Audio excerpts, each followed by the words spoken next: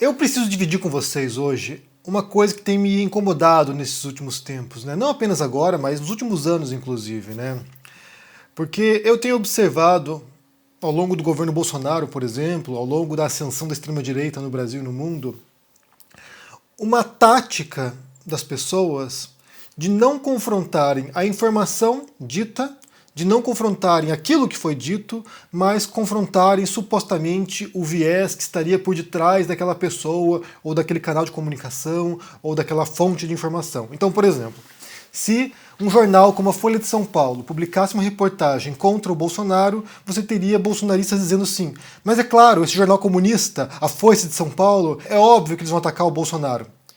E daí, agora nesses últimos dias, com a guerra na Ucrânia, com a invasão russa na Ucrânia, eu tenho visto essa mesma tática sendo adotada, só que desta vez por figuras da esquerda. Então, sim, durante os últimos anos a gente viu principalmente a extrema-direita usando dessa tática, e agora a gente tem visto, em grande parte, pessoas de esquerda adotando essa tática, dizendo o seguinte: você não pode citar, por exemplo, a BBC, ou a CNN, ou New York Times, ou Washington Post, ou, sei lá, algum jornal da Europa, por exemplo, né, Le Monde, ou Deutsche Welle, porque esses jornais representam uma visão hegemônica, imperialista, norte-americana, anti-russo, e, em vez de confrontarem a informação dita, aquilo que foi mencionado naquele texto, eles tentam contaminar toda a fonte. E isso é uma falácia lógica conhecida como ad hominem circunstancial, que visa confrontar não a informação, o argumento apresentado, mas visa confrontar a fonte da informação, aquele que profere a informação. É um ad hominem porque ataca o argumentador, ataca a pessoa e não ataca o argumento. E circunstancial porque diz respeito às circunstâncias da pessoa, né? Então vamos supor que você tenha, por exemplo, um pecuarista defendendo o desmatamento da região para poder, sabe, criar pasto. Daí você vai dizer, mas é claro que essa pessoa vai defender isso. Ele é um pecuarista, ele quer mais pasto para o seu gado. Ou se, por exemplo, você tem alguém que é um americano defendendo a política externa norte-americana. Daí você vai dizer, mas é óbvio que ele vai fazer isso, ele é americano, ele está defendendo os interesses do seu próprio país. Ou se você tem um professor defendendo aumento de salário para a categoria, que professor merece receber mais. Mas é claro, é um professor, ele quer benefícios para si próprio. Então, assim, ataca a fonte da informação em vez de atacar a informação naquele contexto específico, naquele cenário específico. E como eu falei, essa é uma falácia lógica, porque não enfrenta a informação. Não diz onde está errada a informação, por que está errada e qual a informação correta. Esse recurso ele é extremamente preguiçoso porque não faz o esforço real de confrontar o argumento que foi apresentado, mas, por outro lado, também é profundamente eficaz, porque visa contaminar tudo aquilo que aquela fonte diz. Então, sim, as mesmas fontes que até anos atrás eram confiáveis para poder enfrentar o bolsonarismo, hoje não são confiáveis porque são defensoras de uma visão imperialista norte-americana. E aí entra um elemento que é central em qualquer tipo de discussão sobre qualquer assunto. É se a afirmação é verdadeira ou é falsa. Pouco importa quem está dizendo a informação. O que importa é o que foi dito. O que foi dito é verdadeiro ou é falso? Se for verdadeiro, ok. Se for falso, não aceitemos. Aqui é indiferente quem está pronunciando. A gente pode parar e questionar, né? Por que essa pessoa desonesta, por que essa pessoa mentirosa está nesse momento agora falando a verdade? A gente pode questionar isso. Qual é o propósito da pessoa? A gente pode se indagar. Mas se a informação é verdadeira, ela é verdadeira. Não há muito o que contestar. E daí a gente entra num outro aspecto. Tem uma frase célebre que foi pronunciada pelo senador Hiram Johnson dos Estados Unidos, que diz o seguinte: numa guerra, a primeira vítima é a verdade. Aqui ele se referia à Primeira Guerra Mundial. E é claro que numa guerra, além da guerra física, né, da guerra com as mortes das pessoas, com as batalhas, com os confrontos, com os tanques, com as armas, há também outro tipo de guerra, que é a guerra da informação. É a guerra de quem vai contar essa história no momento em que ela se dá e depois também. Há aquela noção de que a história é contada pelos vencedores, e basicamente é isso. Você tem duas forças em confronto e quem vencer no final vai deter não apenas a força da vitória física, como vai deter também a força da vitória moral, intelectual, espiritual, entre aspas aqui, para contar a versão da sua história. Se você aniquila um outro povo, por exemplo, né, um exército vai lá e destrói um país inteiro, uma população inteira, quem vai contar a história é quem sobrou para contar a história, e não quem foi exterminado ou aniquilado. Se os nazistas houvessem ganhado a Segunda Guerra Mundial, eles contariam a história desde o ponto de vista deles, e eles seriam os heróis daquela história. Ainda mais quando a gente entra na questão da moralidade, do bem versus mal.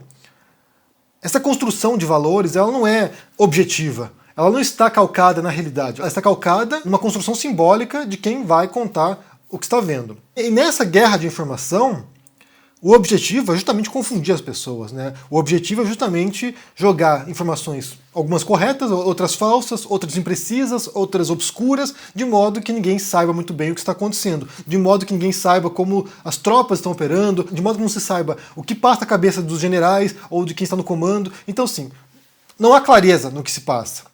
Basta pensar agora nessa guerra. A gente tem pouquíssima clareza do que realmente está acontecendo. Não sabemos números de mortos na guerra, não sabemos quantos soldados já morreram, não há estimativas precisas sobre isso, os russos dizem uma coisa, especialistas dizem outra coisa, então não há como saber. Há poucas certezas. A certeza é de que há milhões de refugiados ucranianos, porque foram contabilizados na fronteira, então se sabe que há milhões de refugiados, 2,5 milhões, se não me engano, já, e o número está aumentando. O que se sabe aconteceu isso? O que se sabe é que é uma invasão russa na Ucrânia. Quais são os objetivos estratégicos do Putin? Ninguém sabe. O que vai acontecer? Ninguém sabe. O que está acontecendo, precisamente, pouca gente sabe.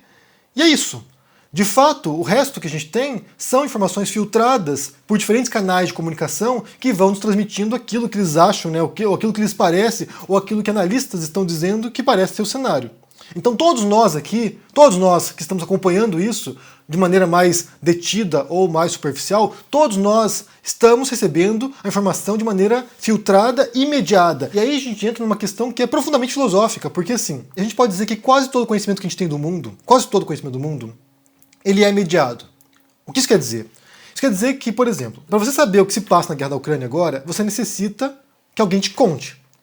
Seja um jornal, seja uma testemunha ocular, alguém que esteja lá na Ucrânia agora transmitindo ao vivo alguma coisa, sejam imagens, sejam textos, sejam áudios. De algum modo, você que não está na Ucrânia agora, você que está no Brasil agora acompanhando isso, você precisa que alguém vá e te conte o que está acontecendo, e que te passe o que está acontecendo.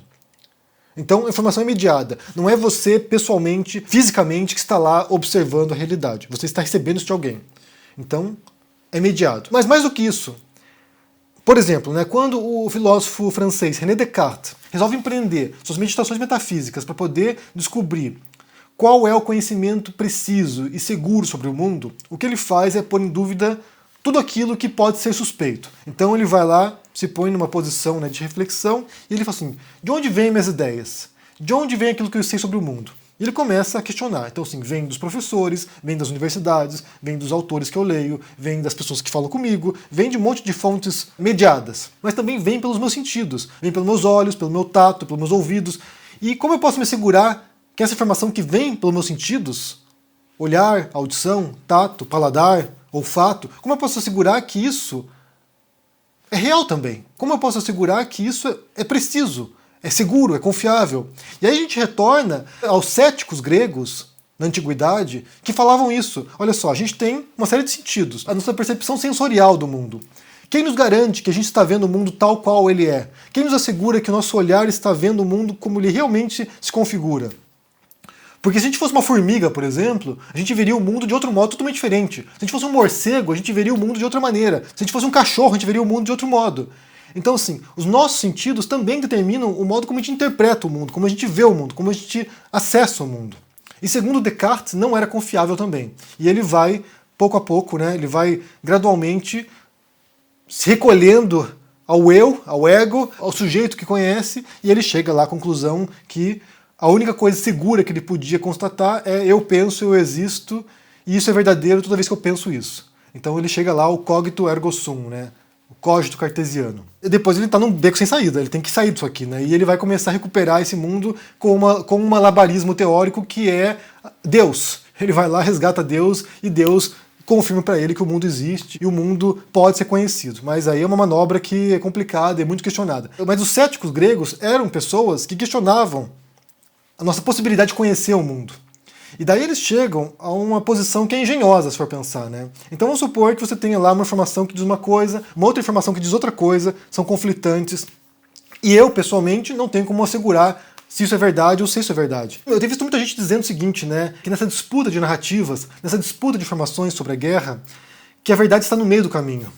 E essa é uma outra falácia lógica, chamada de falácia da moderação, que é você achar que a resposta está no meio. Então, assim, tem aqui, então vamos fazer uma conciliação e chegar no meio. Isso é uma falácia lógica, porque nem sempre a resposta está no meio. Por exemplo, Deus existe. Sim ou não? Não tem meio termo.